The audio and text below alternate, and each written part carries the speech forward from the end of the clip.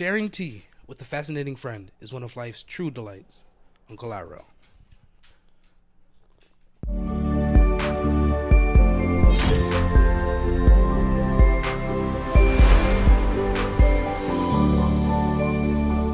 Hello, and welcome to the village. My name is Isaiah, but you can call me Villy. And I hope someone out there appreciated my opener for this video. I'm here on YouTube documenting my journey of self-improvement and personal development and all of its trial and error, 1 week at a time. And this week, I'll be sharing some of my favorite teas and what I drink them for. I've grown to be an avid tea drinker, and I'm not ashamed to say it. I do think I get it from my mother directly. Growing up, she drank tea daily and always encouraged me to drink tea. A lot of people I think associate tea drinking with like sickness sometimes, but no, it was all year long. Like whether I'm sick or not, she's encouraging me to drink tea. And when I was old enough to start wanting coffee and things like that, she would always inspire me to even instead drink caffeinated teas and just all around just tea in general. I was always walking around the house seeing her drink tea and making me tea, and we'd have tea together. So now as an adult, I find myself preferring tea over pretty much almost anything else, especially for functionality, right? Many teas have different functions. A lot of people drink tea for when they're sick, just for the sheer flavor of it because they enjoy the way tea tastes. People drink caffeinated tea just for a little pick-me-up. There are people that drink tea to help them fall asleep. I mean, come on, the list really goes on, to be honest. I mean, let's call it what it is, bro. It's really the goated bev, bro. It's multifunctional. It tastes good. I mean, I don't know what to say, bro. I'm gonna be a tea advocate for life. Let's start with black tea. Discovering black tea and how it's one step down as far as caffeination from coffee, that was a big deal for me. I've kind of wanted to take a little step back from coffee specifically. Not that I really have anything against coffee. I just feel like just that level of caffeine on the regular basis that I was having it was a bit much, especially if you include the sugar and cream that you put in it. It just kind of, after a while and having it in excess, it goes against a lot of the goals that I'm setting for myself in other aspects, in other areas, right? So having black tea with is a healthier alternative, and for me, the perfect amount of caffeine. It has proven to just be a great way to start my day and also carry through the entire rest of my day with a second cup if need be. Next, we have ginger tea. By the way, this is black tea that I'm drinking now.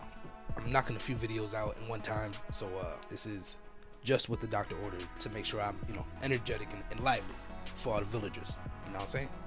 Ginger tea is great for sickness and even better when made from scratch. If you go out and get you some fresh ginger root and boil it in some water, add your honey, add your, whatever sweetener you want to use, maybe a little lemon juice, and that'll get you right where you need to be with the quickness. A couple cups to that, and you should start to feel better, almost instantly. Ginger being great for anti-inflammatory and digestive health, blood sugar control, heart health, the list goes on. Ginger is truly a great asset to have inside of your body if you're trying to help make yourself better when you're under the weather. Next, we have chamomile and lavender tea. This is a great combination, but also good separate, and works wonders for sleep. I mentioned in my night routine video that one of the things that I do before bed every night is have a warm cup of tea, and a lot of times that's a chamomile or lavender or both, the mixture of the two tea. And I really do think that it functions just as well as like a melatonin or something like that. Chamomile and lavender both being properties that help calm your body and get you in a state of just kind of winding down. And again, both separately have these effects, but together they taste great and work phenomenally, really.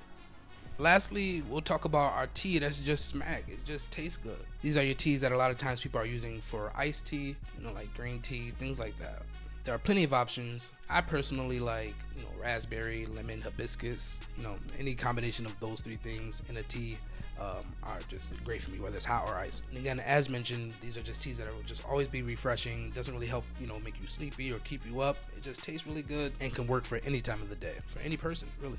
These are teas that I'm sharing with my daughter. Obviously I'm not really gonna give her black tea because she has enough energy, does not need any more caffeine, and still she sleeps like a baby, so she doesn't really need chamomile or lavender tea to help wind her down, although she can feel free to have some if she wants, and I'm not keeping it from her. But for the most part, when I'm making tea for her and it's gonna be one of these really sweet flavorful teas, whether served hot or fresh out the fridge.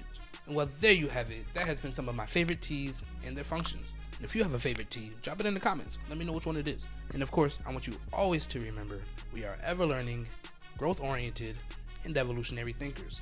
here in the village. If you enjoyed this week's video, you'll definitely want to check out last week's video right over here. Don't forget to like and subscribe right over here. And until next time, this